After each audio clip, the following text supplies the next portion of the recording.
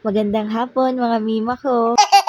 Nalalapit na nga ang pasukan kaya nga ito, dito na muna tayo maglilinis sa school. At dahil naglinis nga tayo, syempre meron nga tayong nakuhang gamit ng mga bata. Pero syempre, bago nga yun, hi, hello, welcome to my vlog. Kahit nga umuulan, sumugod pa nga rin kami sa school dahil nagchat nga yung dating teacher ng bunso ko na nandito nga daw siya sa school. Sa dalawa ko kasing anak, yung bunso ko na lang talaga yung hindi ko pa na-enroll. Hindi kasi kami magtagpo-tagpo ng dating niyang teacher para nga makuha yung card. Kaya nga ito, nung nagchat sumugod na kagad kami. Tapos nung nakuha ko na nga yung card niya, diniretso enroll ko na nga rin siya. Kaya eto, for the brigada na ang ina nyo.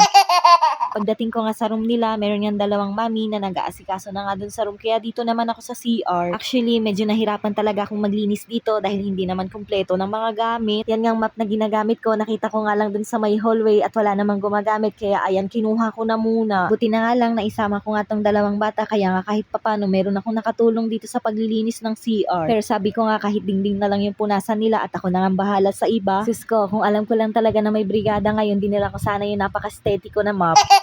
Sira na kasi yung ginamit ko na map dyan at pinagtyagaan ko na nga lang. Kaya nga ito, para nga hindi magputik yung sahig, pinunasan ko nga rin ng tuyong basahan. At oo, kinamay ko na nga yan dahil wala kang karapatan mag-inarte be. Dahil syempre, para naman yan sa ikakakomportable nga ng mga anak mo sa school. Buti na nga lang, malapit nga lang tong CR sa room nga ng bunso ko. Kaya ayan, hindi na siya masyadong lalayo. Yun nga lang, sana ma-maintain nga yung linis ng CR dito para nga safe sa mga bata. Ito ang dalawang cubicle, hindi ko na nga masyadong nalinisan dahil kinulang na nga rin ako sa tubig. Pero na-inform ko naman yan sa teacher nga ng bunso ko at okay nga lang daw dahil meron pa naman daw ibang magbibrigada. Sus ko, sa kakalakad namin maputik na naman yung sahig.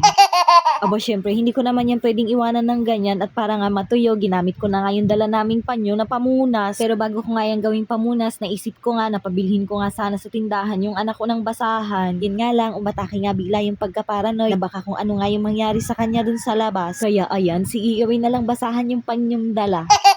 Ang ganda pa ng tignan kapag malinis yung CR sa school. Dati kasi nung nag-aaral nga ako, halos hindi talaga ako nagsi-CR sa school dahil alam niyo naman kapag public, napakadumi ng CR. Well, sana nga ito yung ma-improve sa mga public na school na ma-maintain nga yung kalinisan ng CR. O diba, sa sobrang linis, hindi pa nakontento, winalisan pa talaga ng tambo.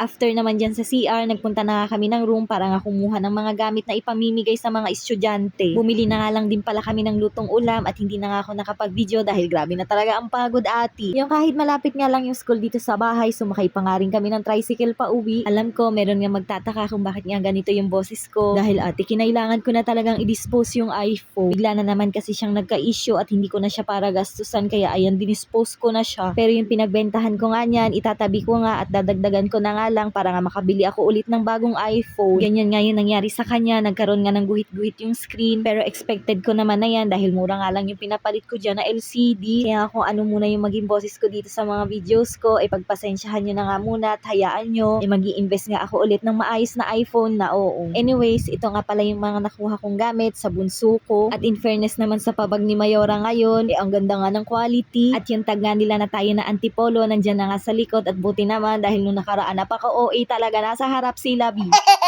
Meron pa rin namang pa-antipolo sa harapan pero napakaganda talaga ng style ngayon. At syempre, pag may bag, hindi nga mawawala yung palibreng notebook. Meron naman ng notebook yung mga anak ko kaya nga itong pinamigay ngayon, itatabi ko na muna para pang extra nila. Tapos ayan, meron ding dalawang set na pa-uniform. O diba? Ito ang mga nakuha ko na to, sa bunso ko pa nga lang. Siguro yung sa panganay ko, sa pasukan na nga magbibigayan. Ito ang plastic cover, galing nga to sa mama ko dahil yung in-order ko nga ng pangbalot hanggang ngayon, hindi pa talaga dumadating. Grabe, sobrang gandang-ganda talaga ako sa pawag nila ngayon na para bang hindi na maliligaw yung mga bata dahil napakalaki na ng pa-antipolo nila dyan sa harapan ng bag. Thank you Lord dahil bago nga magpasukan, kompleto na nga ng gamit yung mga anak ko, yung pambaon na lang talaga araw-araw yung poproblemahin.